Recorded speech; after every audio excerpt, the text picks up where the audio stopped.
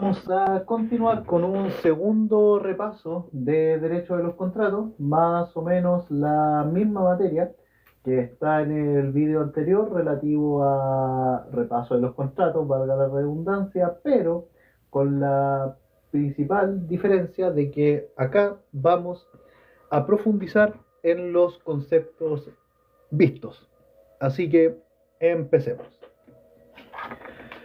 Nos vamos a basar en los apuntes de clase del profesor Ruperto Pinochet del año 2024.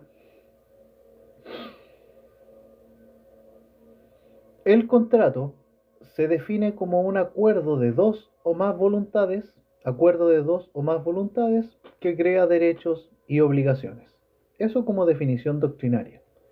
La convención es el género y bueno, el contrato es un acuerdo de, bueno, perdón, la convención es el género y se entiende por convención un acuerdo de voluntades destinado a crear, modificar, transferir o extinguir obligaciones. El concepto de contrato es relativamente moderno. Los contratos obligan porque contienen lo justo. Tenemos que retroceder hasta el derecho pretorio, cuando se habla de nudo pacto o conventio, lo que indica un elemento voluntario, a contrario sensu de lo que creían los romanos con la palabra contractus, que se refería al vínculo entre dos personas, fuese voluntario o no. El contrato, en un sentido moderno, es un acuerdo de voluntades. El concepto moderno de contrato señala que este es un acto jurídico bilateral o convención que crea derechos y obligaciones donde las partes tienen el poder soberano para contraer obligaciones. La voluntad de las partes aquí se entiende como una fuente de las obligaciones y como medidas de dichas obligaciones. Aunque aquí hay una descomposición doctrinaria ligada a lo anterior que se refiere a los principios del consensualismo y la libertad contractual. El artículo 1438 del Código Civil señala que es contrato o convención, es un acto por el cual una parte se obliga para con otra a dar o hacer alguna cosa. Cada parte puede ser una o muchas personas. Hola Moni, ¿qué tal? Bienvenida. El origen de esta definición legal de contrato está en Francia y tiene dos críticas que, como dijimos anteriormente, hace sinónimos convención y contrato cuando en realidad hay una relación género-especie, y por otro lado define más bien precisa el artículo 1438 el objeto del contrato más que su definición propiamente tal. En este caso sería dar, hacer o no hacer alguna cosa. Los elementos del contrato, como mencionamos, están señalados en el artículo 1444 del Código Civil. Estos elementos son los elementos de la esencia, de la naturaleza y accidentales. Hola Caprice, ¿qué tal? Bienvenida. Y todos los que están interactuando con este live. Los elementos de la esencia se distinguen en elementos generales o comunes, que son los requisitos de validez o existencia, y en los requisitos especiales o particulares que singularizan a cada acto jurídico. Por ejemplo, el comodato y su gratuidad, o la compraventa y el precio de la cosa. Buenas noches. Bueno, me halaga que me digas profe, aunque no lo soy, pero muchas gracias. Respecto a los elementos de la naturaleza del contrato, señalar de que están señalados por la ley y si las partes lo desean, pueden excluir estos elementos de la naturaleza del contrato. Pero ojo, para excluir estos elementos de la naturaleza deben señalarlo expresamente. Señalar que un ejemplo de elemento de la naturaleza del contrato es la condición resolutoria tácita, que solo está presente en contratos bilaterales y que ustedes es importante que manejen el artículo 1489, que es relativamente corto, tiene dos incisos, donde se regula esta institución a propósito de los modos de extinguir las obligaciones. Por otro elemento de los contratos, según el mismo artículo 1444, son los elementos accidentales, que no son ni esenciales, ni esencial ni naturalmente perteneciente al contrato, pero que las partes pueden agregar mediante cláusulas especiales. Por ejemplo, las modalidades.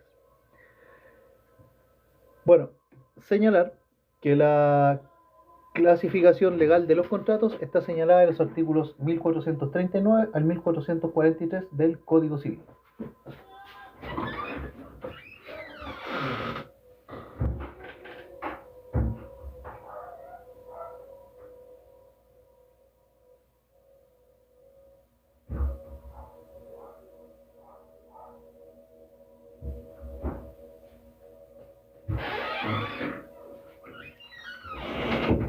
Vale, tuve una pequeña emergencia. Bueno, ojo, prestenle atención a la clasificación legal de los contratos, que están los artículos 1439 al 1443 del Código Civil.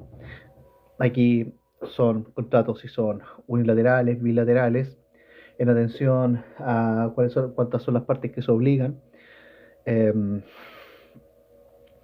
tan onerosos, gratuitos, oneroso conmutativo, oneroso aleatorio, principal, accesorio, real, solemne o consensual. Ojo con esa clasificación legal que ustedes pueden revisar ahí. Eh, Solo precisar que la clasificación a la que se refiere el artículo 1439 del Código Civil eh, es que los contratos bilaterales también se les conoce como sinalagmáticos. Es un nombre un poco extraño, pero los contratos bilaterales también se les conoce como sinalagmáticos. Esto es una clasificación meramente doctrinaria. Ojo con eso. Un contrato es sinalagmático cuando las partes se obligan recíprocamente. Y los sinalagmáticos pueden ser sinalagmáticos perfectos o sinalagmáticos imperfectos. Los sinalagmáticos perfectos son los contratos bilaterales per se, y los contratos sinalagmáticos imperfectos son contratos unilaterales que degeneran en bilaterales. Por ejemplo, la indemnización de perjuicios que nace por el incumplimiento de una obligación contractual. Aunque se discute esta situación, ojo con eso. Ya.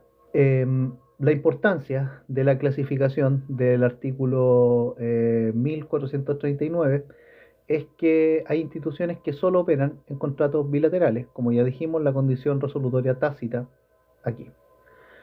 Ojo con la institución que está vinculada acá, que es el principio de la mora purga la mora.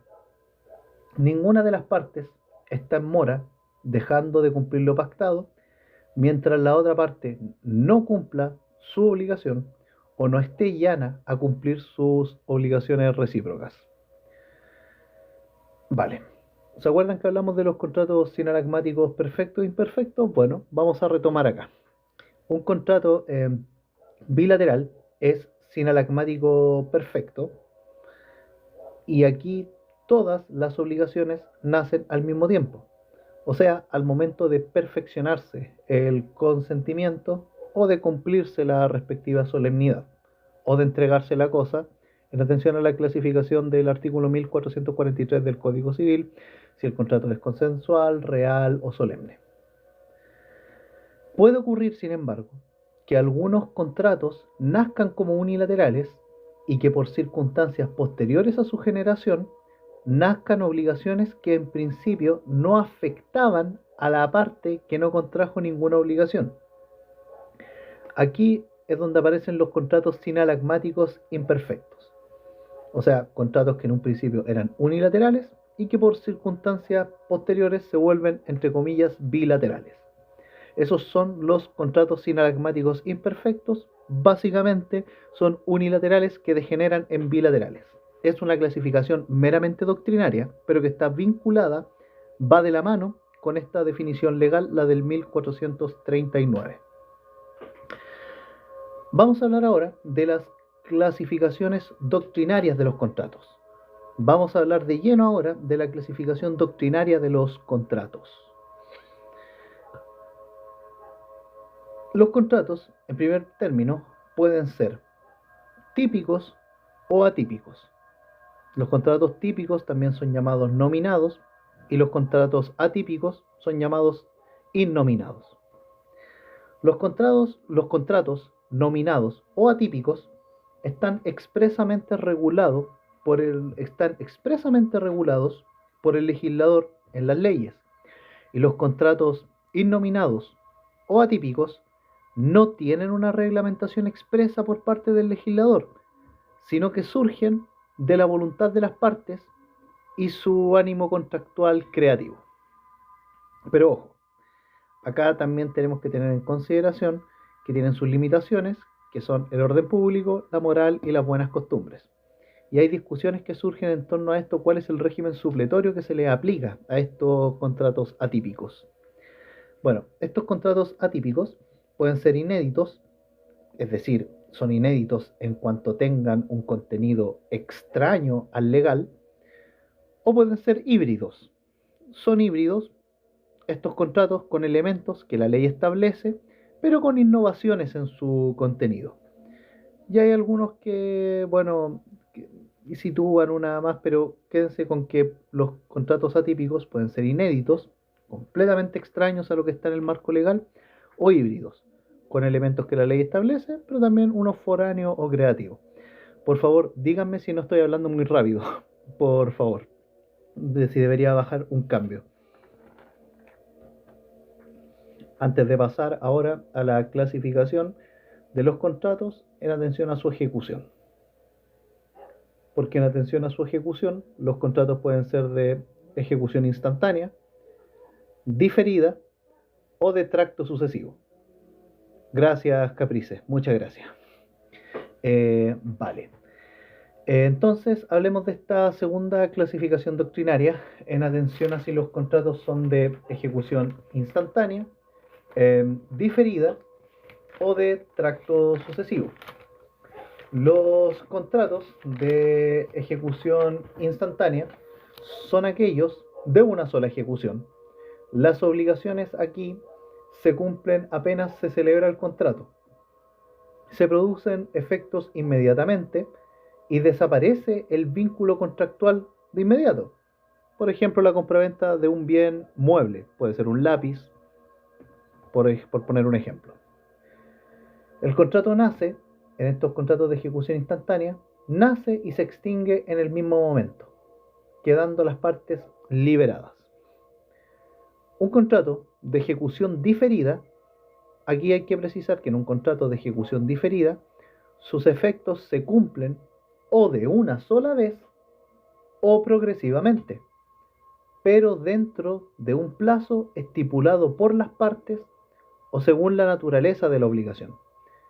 Y estos contratos de ejecución diferida tienen dos categorías, que son primero las obligaciones que se cumplen en un solo acto, en un plazo convenido y por las partes, donde hay un acuerdo expreso de las partes, o la otra categoría de un contrato diferido, donde las obligaciones se van cumpliendo en distintos plazos hasta que al cumplirse la última de estas se extingue la obligación. Entonces, los contratos de ejecución diferida, que son aquellos cuyos efectos se cumplen de una sola vez o progresivamente, pero dentro de un plazo estipulado por las partes o según la naturaleza acto sucesivo. El contrato de arrendamiento es el mejor ejemplo. Ustedes asocian tracto sucesivo por excelencia. Son aquellos que en el lapso de tiempo establecido por la ley o acordado por las partes va renovando sus efectos. Aquí hay en esta relación jurídica hay un ánimo de permanencia. Por ejemplo, no solamente el contrato de arrendamiento, sino también el contrato de sociedad. Algunos también lo llaman contratos de duración indefinida, ya que nacen sin que las partes estipulen, de manera expresa o tácita, la vigencia de estos. Y se tiene, o se presume incluso, la pretensión de que se prolonguen por el tiempo por periodos extensos, salvo situaciones que acontezcan o que puedan derivar en lo contrario. Ahora, hay que señalar la importancia de la clasificación anterior que acabamos de ver, la de si son contratos de ejecución instantánea, diferida o de tracto sucesivo. Bueno, al parecer los profesores tienen mucho tiempo libre como para derivar la clasificación de estas obligaciones. Ya, primero, en cuanto a nulidad y resolución, en los contratos de ejecución instantánea y diferida opera la nulidad y resolución con efecto retroactivo. En los contratos de ejecución instantánea y diferida opera la nulidad y resolución con efecto retroactivo. Pero en los contratos de tracto sucesivo, la nulidad y resolución solo operan a futuro, a partir de la fecha ejecutoriada en la sentencia. En materia de riesgos, y aquí ustedes pueden revisar la teoría de los riesgos, quizás más adelante podamos abordarla, pero ojo, pueden anotarla en un espacio. La teoría de los riesgos es súper importante en materia de bienes, obligaciones, contratos y actos jurídicos. Pero bueno, en cuanto a la teoría de los riesgos o a materia de riesgos, en los contratos de ejecución instantánea no tiene mucha importancia esta teoría de los riesgos, porque el contrato nace y se extingue de inmediato. Distinto es en los contratos de ejecución diferida, donde de extinguirse la obligación por caso fortuito o fuerza mayor, puede subsistir la obligación correlativa de la contraparte. En los contratos de tracto sucesivo o de duración indefinida, se extingue la obligación por caso fortuito o fuerza mayor respecto de ambas partes. Ojo aquí con la teoría de la imprevisión también, que es súper importante, y el mejor ejemplo en torno a la teoría de la imprevisión es lo que pasó con el COVID, espero que no me bajen el like por decir esa palabra, la pandemia en el año 2020. Miren, la teoría de la imprevisión es una construcción doctrinaria que el legislador considera para referirse a situaciones que acaecen posterior a la celebración de un contrato y que las partes no pudieron prever, y que es completamente ajeno a su voluntad, y que por lo tanto vuelve a la prestación del contrato mismo excesivamente oneroso. No se puede sostener, básicamente. Ya. Esto se da, la teoría de la imprevisión, sobre todo en los contratos de tracto sucesivo, ustedes la pueden asociar, donde se extingue la obligación por caso fortuito o fuerza mayor respecto de ambas partes, sin perjuicio de la teoría de la imprevisión. Ahora, bueno, otra importancia, otro punto que tenía, que lo toqué acá, era precisamente la teoría de la imprevisión, ya que debido a la excesiva onerosidad sobreviniente, solo cabe respecto de los contratos de ejecución diferida, tracto sucesivo y tracto sucesivo. No tiene mucho sentido que se apliquen los contratos de ejecución instantánea. Respecto de la resiliación, la importancia que tiene esta clasificación, respecto de la resiliación no opera en los contratos de ejecución instantánea, opera en los de ejecución diferida y por excepción, en los de tracto sucesivo por voluntad unilateral de una de las partes. Otra importancia que tenemos es respecto a la cláusula de aceleración o caducidad convencional del plazo o cláusula de aceleración, en tanto en cuanto solo operan los contratos de ejecución diferida y tracto sucesivo, y en cuanto a la posibilidad de que se origine un subcontrato. En cuanto a la posibilidad de que se origine un subcontrato, esto solo ocurre con los contratos de ejecución diferida, aunque, bueno, no podemos dejar de incluir también los de tracto sucesivo cuando hablamos de una institución que se llama el subarrendamiento. Vamos con otra clasificación, que es en atención a si otra clasificación doctrinaria, en atención a si los contratos son individuales o colectivos. Los contratos individuales son aquellos que requieren consentimiento unánime de las partes a quienes vinculan, creando derechos y obligaciones solo para los que en ellos consienten.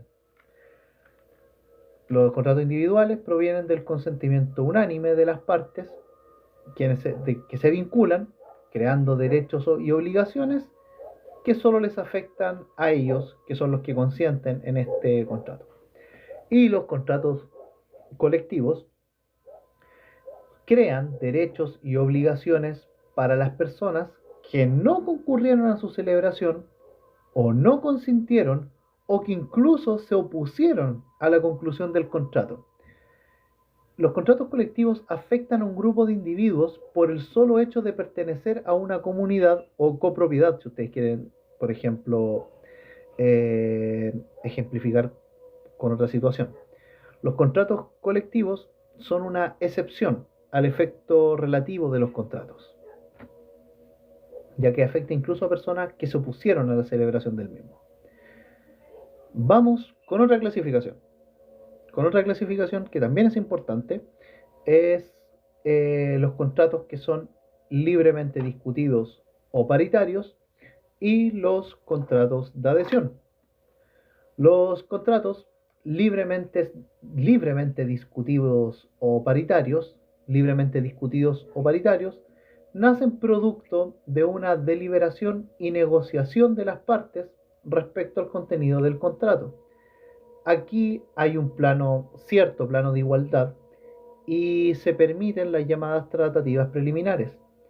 La autonomía de las partes en estos contratos libremente discutidos o paritarios está limitada al orden público, la moral y las buenas costumbres. Ahora, la contracara de estos contratos libremente discutidos o paritarios son los contratos de adhesión. Y estos contratos de adhesión, bueno, tienen una regulación bastante compleja, pero que no vamos a ver hoy, porque miren, para adelantar, los contratos de adhesión están cada vez más presentes en la vida mercantil y económica de las personas. No están regulados en el código, pero están cada vez más presentes y hay límites, hay reglas y bueno, es un tema aparte que lo vamos a ver posteriormente. Pero respecto a lo que estamos viendo de los contratos de adhesión, quédense con estos detalles en este repaso. Los contratos de adhesión son cláusulas redactadas por una sola parte. La otra parte solo se limita a aceptarla, adhiriéndose al contrato. No hay una negociación, ni tratativas preliminares, ni participación en la conformación del contrato, nada. Esto implica una relación asimétrica y de inferioridad del contratante adherido. Ejemplos de contratos de adhesión son, por ejemplo, los contratos de teléfono que usted firma, pues, con WOM, con Entel, etc. Ustedes simplemente firman nomás y no van a discutir con una empresa de teléfono los términos del contrato. También tienen la ISAPRE o la AFP como otro ejemplo de contratos de adhesión.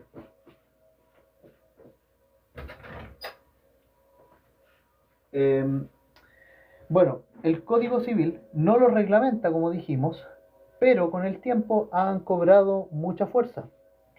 Se dan en el contexto de un servicio privado de utilidad pública y bueno, su naturaleza jurídica es discutida. Tiene una doctrina anticontractualista que ha quedado atrás y está la doctrina contractualista que señala de que en los contratos de adhesión sí hay elección de las partes, al menos en la elección de contratar o no. Es lógico. Y hay otro sector que señala de que la mayoría de los contratos hoy son de adhesión. Las características del contrato de adhesión son los siguientes. Las características del contrato de adhesión son que son estrictos o rígidos, son generales e impersonales, son permanentes y son minuciosos. Minuciosos. Son estrictos, generales, permanentes, minuciosos. Respecto a las limitaciones legales a los contratos de adhesión en el derecho chileno, tenemos, por ejemplo, la Ley de Derechos del Consumidor. La Ley de Derechos del Consumidor es, por así decirlo, la materialización de la limitación a los contratos de adhesión. Aquí, ojalá, dependiendo de los profes que les toquen, deben manejar los artículos 15 y 16 de esta ley, que son los límites a los contratos de adhesión. Pero bueno, algunos de estos límites a los contratos de adhesión son que, primero, una de las partes no puede terminar unilateralmente el contrato o suspenderlo en cuanto a su ejecución. No pueden haber alzas de precios a discreción de una parte, salvo si se trata de servicios adicionales, o una inversión de la carga de la prueba en perjuicio del consumidor. Esos son límites que establece el legislador en esta ley, que algunos profesores dicen que quizás no es la mejor ley de derecho al consumidor, pero al menos la tenemos. Hay un elemento que se da mucho, se presenta mucho en los contratos de adhesión, y es el de la cláusula abusiva. Las cláusulas abusivas generan un desequilibrio importante en la prestación de las partes. Estas generan un desequilibrio importante en la prestación de las partes y por lo general perjudican al consumidor. Bien, eso respecto a los contratos de adhesión.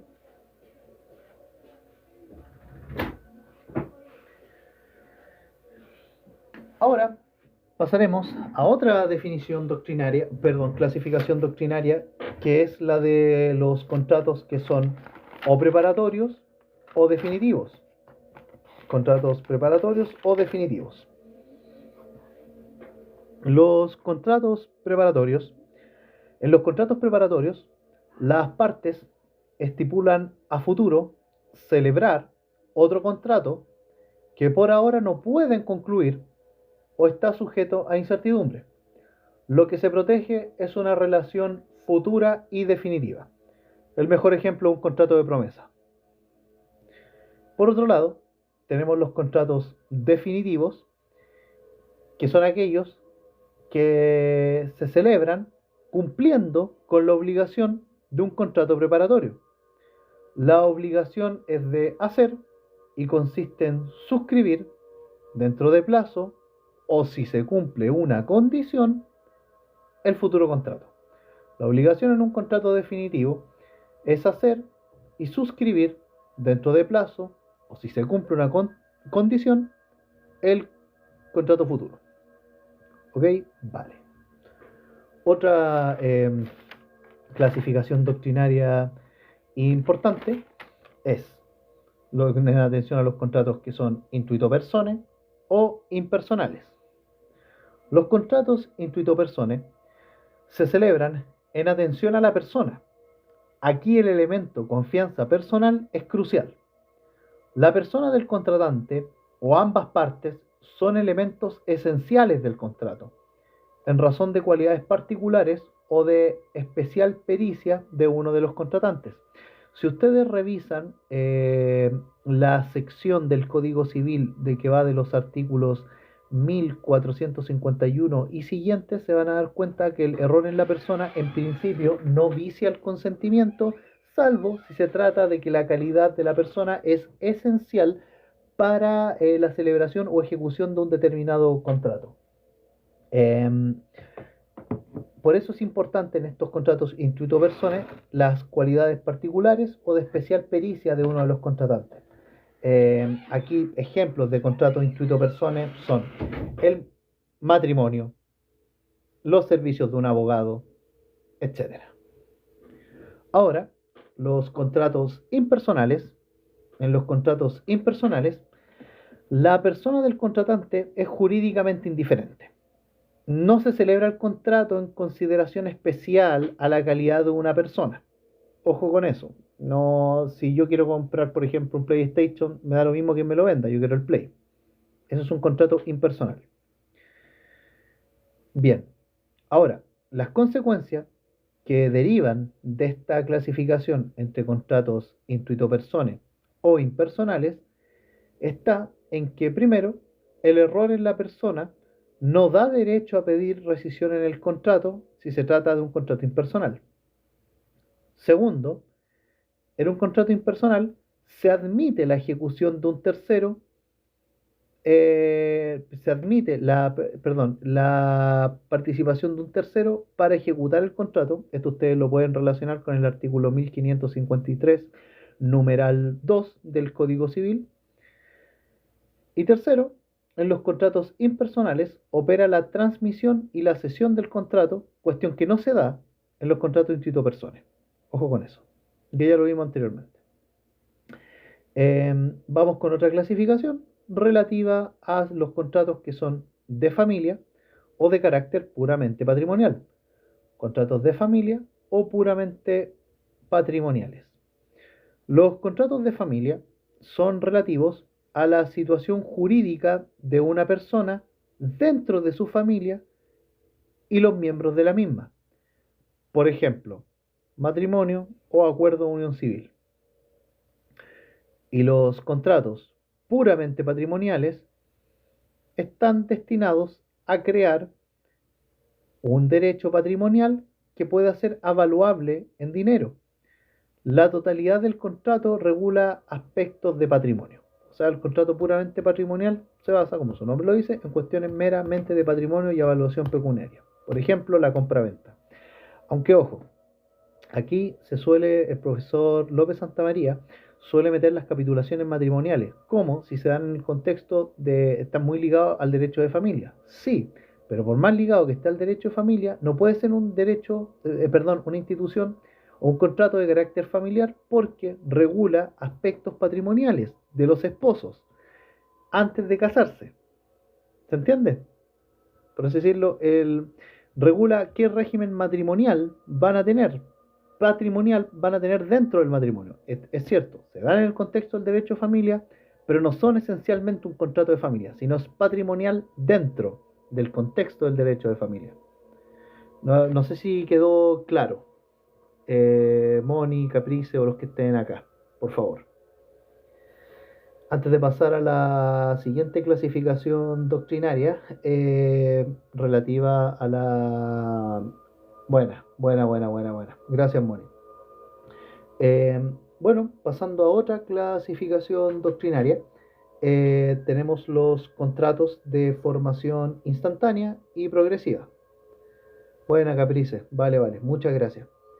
Si ven que estoy hablando rápido o que estoy pasando de institución no se va entendiendo, por favor díganme nomás, no hay ningún problema. De hecho, es mejor para todos. Ya. La siguiente clasificación es en atención a si el contrato es de formación instantánea o progresiva. Los contratos de formación instantánea nacen de una sola vez o solo por un acto, por el mero acuerdo de voluntades. Los contratos de formación instantánea nacen de una sola vez o por un solo acto, por el mero acuerdo de las partes. Y los contratos de formación progresiva requieren tratativas preliminares, en que las partes acercan posiciones y esto culmina con la oferta. Aquí los contratos de formación progresiva requieren tratativas preliminares en que las partes acercan posiciones y culmina todo esto con la oferta. ¿Cuál es la importancia de esta clasificación? Es que determina si hay o no responsabilidad precontractual. Y en estos casos, la responsabilidad precontractual solo operaría en los contratos de formación progresiva. Obvio, cuando estos se frustran, por ejemplo, por el hecho de que una de las partes se retire, causando perjuicio o daño a la otra. Esto lo vimos en daños y ustedes estuvieron presentes ahí, pueden revisarlo cuando vayan al canal otra vez a revisar esos videos locos. Ya. Y la última clasificación doctrinaria, que es más bien sencilla, pero el hecho de que sea sencilla no quiere decir que sea menos importante, es si acaso los contratos son puros y simples y o sujetos a modalidad. según si el contrato produce de inmediato sus efectos o si se insertan en ellos modalidades. Los contratos puros y simples, bueno, una vez celebrados, producen inmediatamente el nacimiento de un derecho que se puede ejercer sin mayor dilación. En los contratos puros y simples, una vez celebrados, producen inmediatamente el nacimiento de un derecho que se puede ejercer sin mayor dilación. Y los contratos sujetos a modalidad, bueno, aquí estos están supeditados a cláusulas restrictivas que se insertan en el contrato para modificar sus efectos, tanto desde el punto de vista de la existencia, extinción de derechos, obligaciones, etcétera.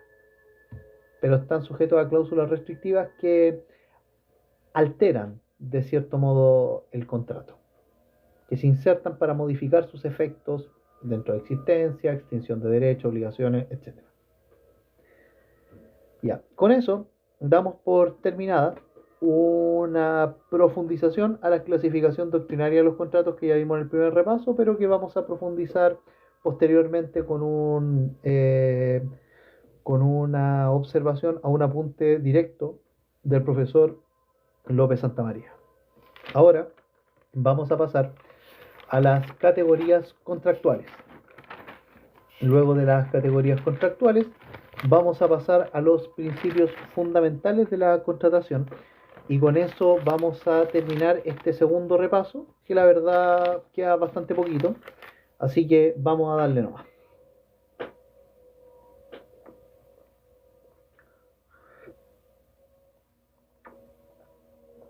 Ya.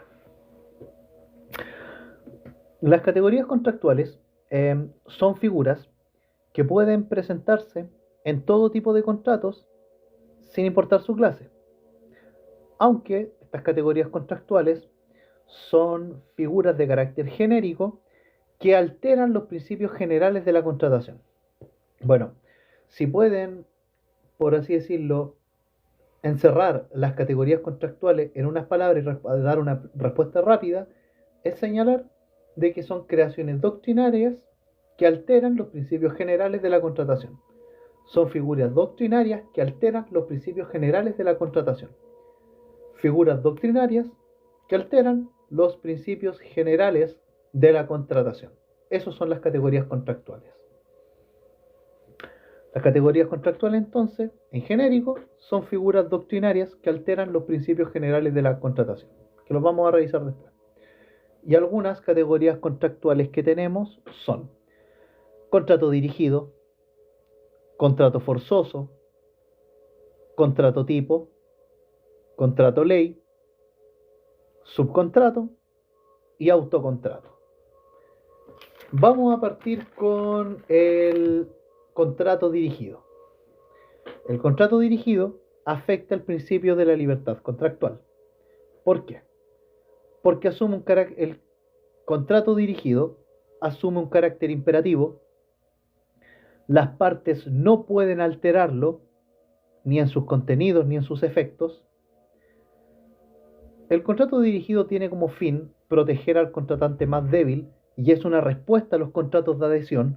Ojo con eso, los contratos dirigidos son una respuesta a los contratos de adhesión cuyo fin es proteger al contratante más débil. Y también tienen una clasificación, los contratos dirigidos.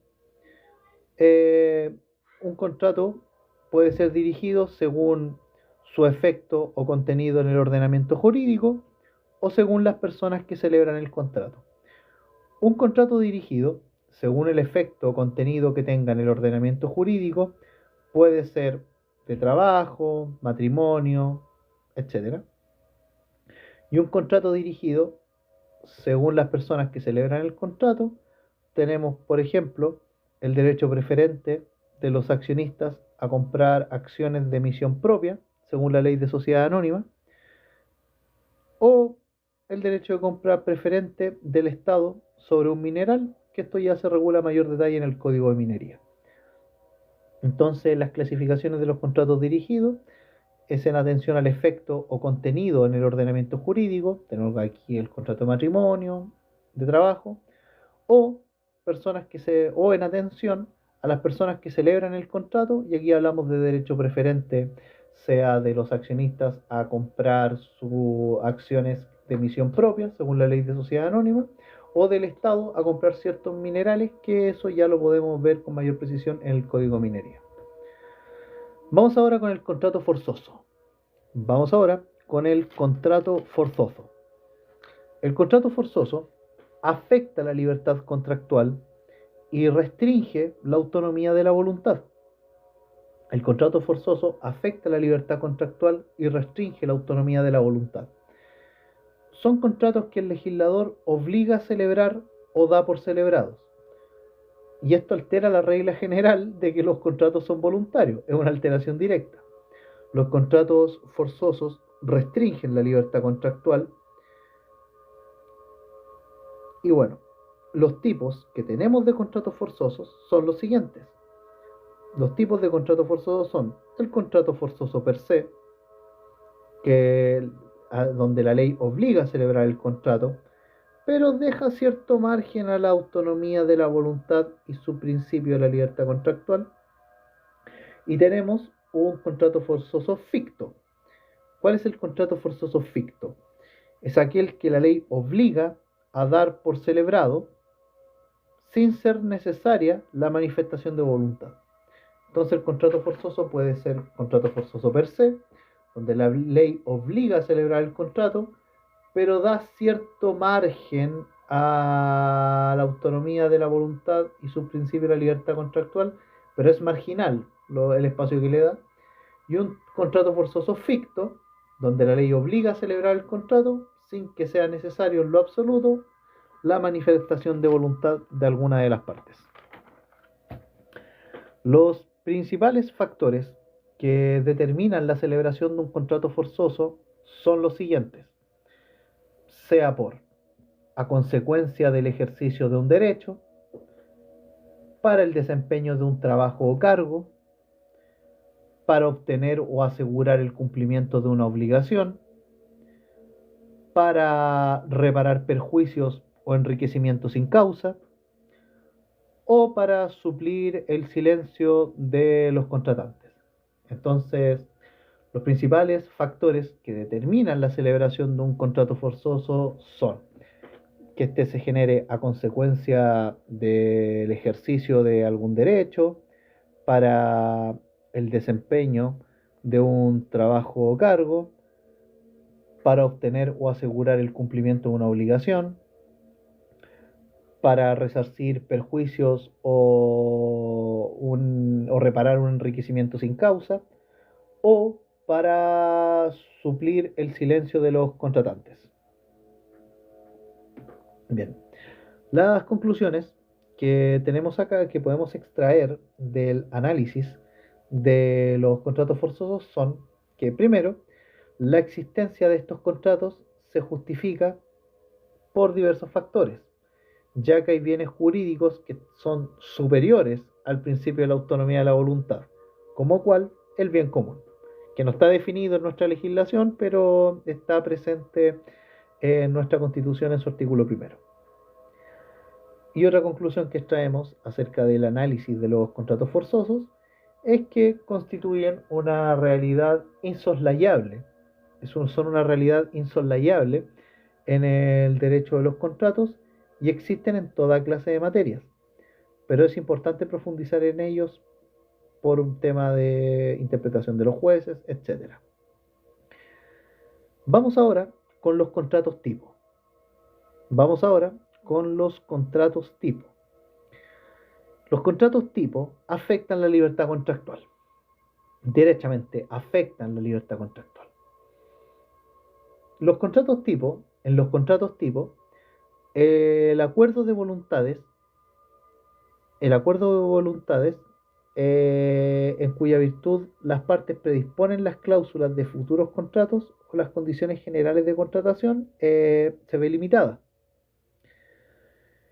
Aquí, en un contrato tipo, los contratantes adoptan un modelo destinado a ser reproducido sin más alteraciones, al menos importantes, en casos eventuales que equivalgan al contrato celebrado. ¿Queda claro el contrato tipo, no? A ver, en el contrato tipo hay un acuerdo de voluntades que concurre donde se predisponen cláusulas de futuros contratos o condiciones generales de contratación. Aquí los contratantes adoptan un modelo preestablecido destinado a ser reproducido sin más alteraciones y en más casos eventuales al que equivalga. A ver, a mí por ejemplo un contrato tipo se me ocurre un contrato de sociedad, como estos que aparecen muchas veces cuando una persona constituye una empresa en un día. Un contrato de SPA, que es un contrato tipo que está presente, de hecho está armado solito, uno tiene que rellenar datos. Eh, Eso se me ocurre, que es un contrato tipo. No sé si tienen otro ejemplo que me puedan dar. Caprice, Moni. Antes de pasar a los contratos ley y al subcontrato y al autocontrato. Si no, no importa, no se preocupen. Eh, Vamos a hablar ahora del contrato ley. Vamos a hablar ahora del contrato ley. Bueno, el contrato ley refuerza el principio de fuerza obligatoria de los contratos. El contrato ley refuerza el principio de fuerza obligatoria de los contratos. Por medio del contrato de ley, el Estado garantiza que en el futuro no habrán ni modificaciones ni derogaciones de ciertas franquicias contractuales vigentes. Se le garantiza a los inversionistas que habrá estabilidad de normas en una actividad económica, en los contratos de ley, para impedir un cambio sustancial en las reglas que afecten a las utilidades de los inversionistas. Por ejemplo, la ley 18.392 sobre franquicias presentes en la 12ª región. Esta situación, bueno, es más bien para proteger inversionistas, pero es bueno que la consideren para estos efectos. Ya, las leyes pueden dictarse antes o después de la celebración de un contrato. Ojo con esto. En las leyes que pueden modificar cierta estabilidad de normas. Si se dictan antes, la ley autoriza de un modo general la conclusión de un determinado contrato cuyos beneficios o efectos no son susceptibles de modificación. Y si se dicta después de celebrarse el contrato, la administración celebra un convenio respectivo con el beneficiado y después una ley lo aprueba.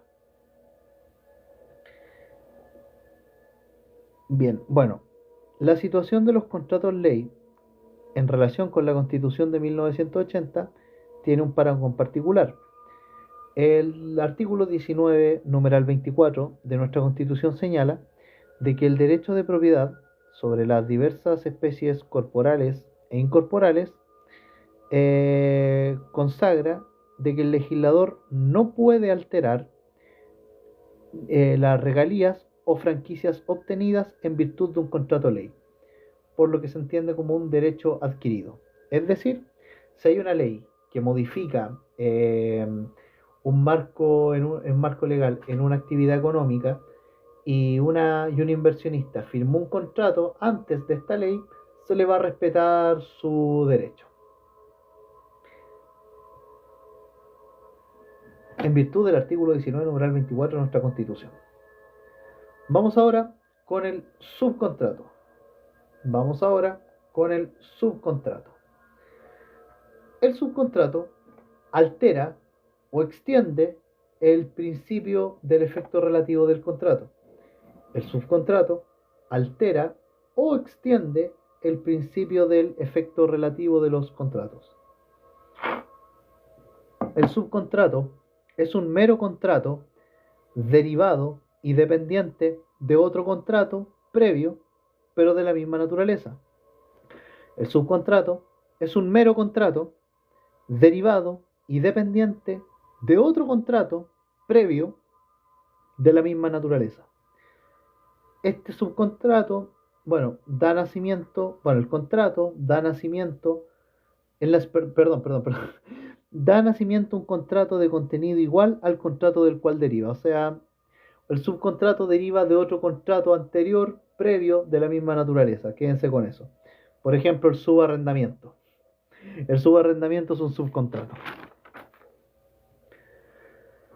Por último, vamos a hablar ahora de el autocontrato.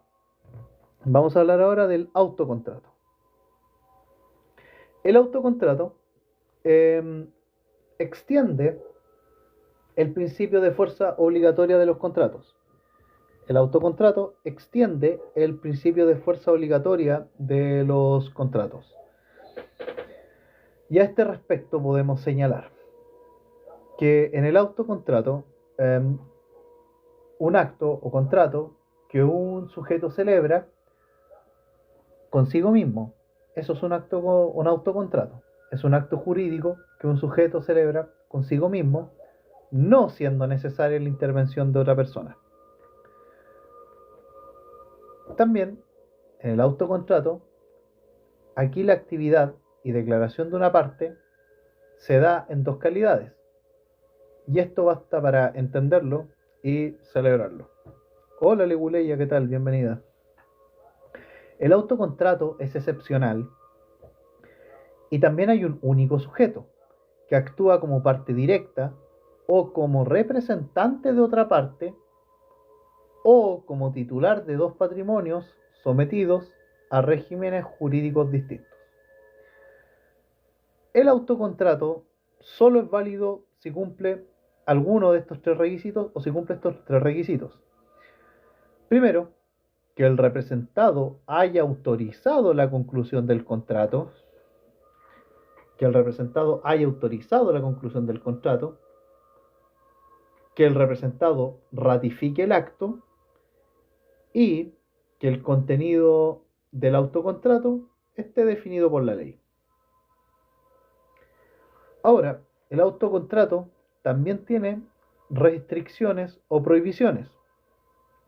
Las restricciones o prohibiciones del autocontrato son las siguientes.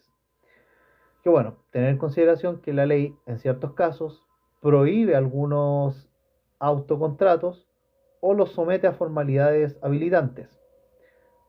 Aquí se interpretan en sentido estricto y sin analogía. El fundamento es la protección a los incapaces o evitar que una misma persona represente intereses incompatibles. Ejemplos de esta restricción o prohibición tenemos el artículo 2144 del Código Civil, que señala que no podrá el mandatario, por sí ni por persona interpuesta, comprar cosas que el mandante le ha ordenado vender, ni vender lo que se le ha ordenado comprar, sin la aprobación expresa de éste. ¿Ok? Esto es un ejemplo de una restricción o prohibición del autocontrato cuando lo ejecuta un representante, en este caso un mandatario. Ojo con el artículo 2144 del Código Civil. Y con eso hemos terminado el análisis de las llamadas eh, categorías contractuales, que vamos a profundizarlas más adelante, que probablemente la próxima semana. Eh, bueno, vamos a pasar con los principios fundamentales de la contratación, que esto es súper importante y es pregunta examen de grado fijo. Ustedes les pueden, ojo, yo he visto exámenes de grado en donde estas preguntas pueden hacerlo remar o pueden ser al mismo tiempo un salvavidas de plomo. A veces se ven sencillos, pero los nervios los pueden traicionar y lo ideal no es aprenderse una definición de memoria, sino entender el fundamento de los principios, probablemente tal, de qué tratan, qué protegen, a qué van, etcétera. De memoria, normas importantes, pero quizá alguna definición doctrinaria, pero lo que son principios y todo este asunto, entenderlos y poder explicarlo. Hay profesores que lo que les piden es que ustedes entiendan la institución, más que puedan disparar como metralletas, por así decirlo. Ya, vamos con los principios, que son, vamos a partir primero con el principio de la autonomía de la voluntad, que es el principio rector en materia contractual. El principio de autonomía de la voluntad. Toda obligación reposa esencialmente sobre la voluntad de las partes.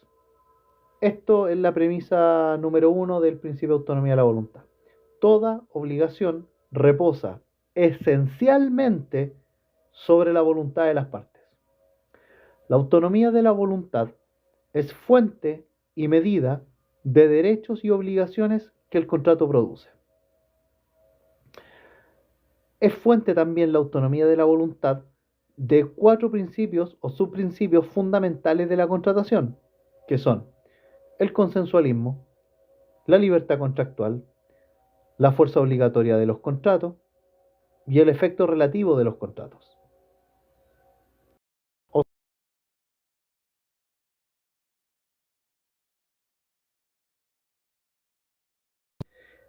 El principio de autonomía de la voluntad es el principio por excelencia, es la base de todos los demás principios. Todos los demás principios en realidad son subprincipios.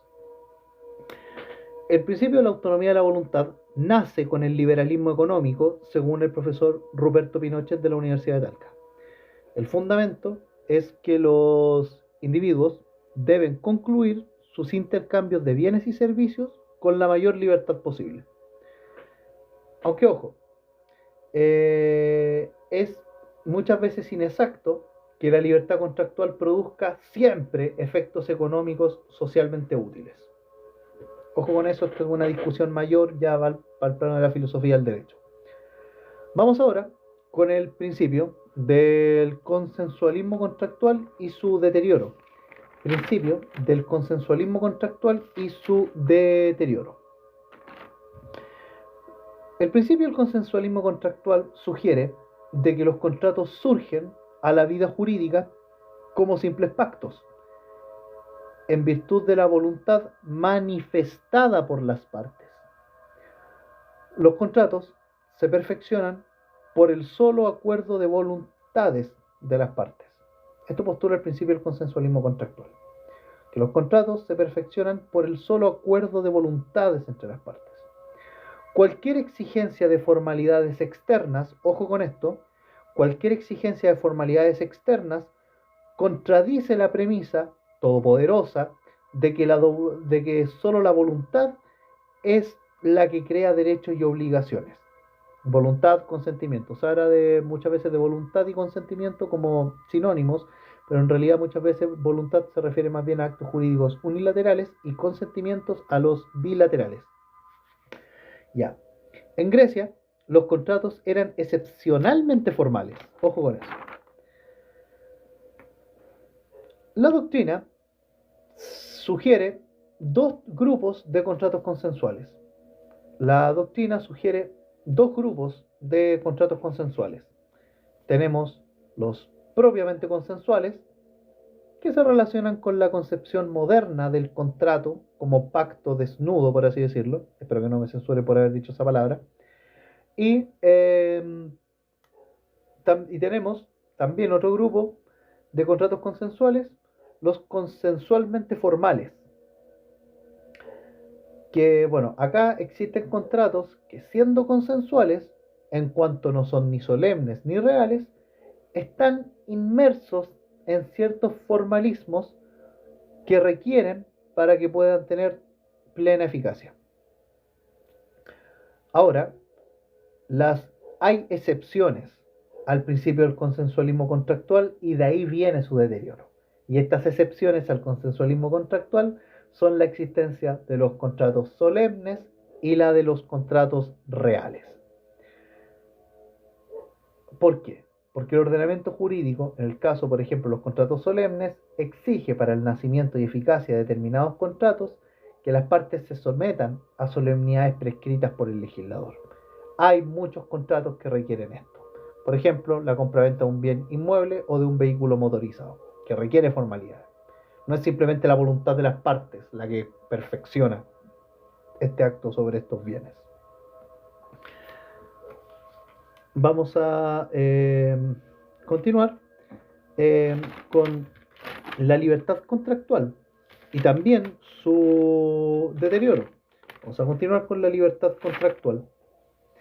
Bueno, relativo a la libertad contractual es que comprende la libertad de conclusión y de configuración interna de los contratos. La libertad contractual comprende la libertad de conclusión y de configuración interna de los contratos. Las partes deben ser y son libres para contratar o no, y son también libres para escoger con quién contratan y con quiénes no. Las partes pueden fijar cláusulas o el contenido del contrato según como les parezca. Ahora, las acepciones de la libertad contractual son las siguientes. Las acepciones de la libertad contractual son las siguientes. Que primero, ninguna parte puede imponer a la otra el contenido de un contrato y que el resultado del contenido del contrato debe provenir del libre debate de ideas entre las partes. El contenido del contrato debe venir del debate libre de ideas entre las partes. Una visión súper idealista de cómo se forma un contrato. Otra acepción de la libertad contractual es que significa que el contenido del contrato se puede fijar por las partes a voluntad, siempre que se ajuste a la ley. En el derecho comparado, hay algunos que lo consagran directa y formalmente, incluso en el orden constitucional, sin perjuicio de las limitaciones que se les puede imponer. Entonces, recapitulando, dos acepciones que sugiero tener bien presentes sobre la libertad contractual es que ninguna de las partes puede, en teoría, imponer a la otra el contenido de un contrato, y el resultado del contenido del contrato debe ser un libre debate de ideas entre las partes. También significa que el contenido del contrato se puede fijar por las partes a su voluntad, siempre que se ajusten a la ley. Ya. Ahora, ¿cómo se deteriora este principio de la libertad contractual? ¿Cómo se deteriora? Bueno, por la existencia de los contratos dirigidos y los contratos forzosos. Listo. Esa es la forma en la que la libertad contractual se deteriora. Existen los contratos dirigidos y los contratos forzosos. Listo. No, ahí pueden entrar a profundizar de qué se trata cada uno si es que les preguntan. Ahora, hablemos de los límites a la libertad contractual. Límites, tenemos los contratos de adhesión, que es un contrato preparado por una de las partes sin posibilidad de discutir su contenido. Y otro límite a la libertad contractual es el contrato dirigido, en donde las normas legales imperan en el contenido del contrato. Aunque el contrato dirigido, como dijimos, surge como respuesta a los contratos de adhesión para proteger a la parte contratante más débil. Vamos con el último principio, chicas, y terminamos. La verdad es que ha sido bastante largo este punto, pero vamos a terminar y vamos a terminar bien. Vamos con el principio de la fuerza obligatoria de los contratos, que en latín se entiende con el aforismo pacta sunt servanda. Aquí básicamente que los pactos deben cumplirse estrictamente. Este principio del pacta sunt servanda se concreta en el artículo 1545 del Código Civil. El artículo 1545 del Código Civil señala que todo contrato legalmente celebrado es ley para los contratantes y no puede ser invalidado sino por el mutuo consentimiento o causas legales. El artículo 1545, que les sugiero lo manejen bien, que señala que todo contrato legalmente celebrado es ley para los contratantes y no puede ser invalidado sino por mutuo consentimiento o causas legales. Bien. Aquí intercalamos una distinción que se hace entre la interpretación de la ley y la interpretación de los contratos, que es muy importante a la hora de entender de cómo se obliga cada uno a lo otro. Para la interpretación de los contratos hay que tener presente que, primero, se reglamentan situaciones jurídicas particulares y esta interpretación de los contratos solo produce efectos entre las partes, en principio. Ahora los contratos no lo forman los poderes del Estado, sino los contratantes, en principio. No es que el Poder Ejecutivo y el Poder Legislativo, junto con el Poder Judicial, crean un contrato. No. Los contratos también tienen una vida efímera. Están destinados a extinguirse. Y por último, los contratos no siempre deja sin efecto, mediante otra convención, una convención primitiva. No siempre pasa eso. Si quieren revisar con mayor detalle la interpretación legal de los contratos, revisen el artículo 1560 al 1566 del Código Civil. Respecto a la ley como arquetipo de interpretación ligado con los principios, bueno, la ley es un mandato, prohibición o permiso de carácter general y abstracto.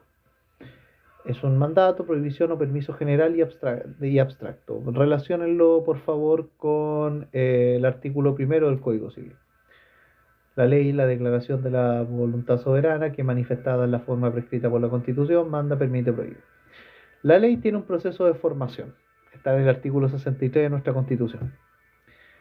Permanece en el tiempo y puede derogar tácita o expresamente otra ley. Un contrato no necesariamente deja sin efecto otro contrato, pero eso se tiene que discutir en el caso a caso.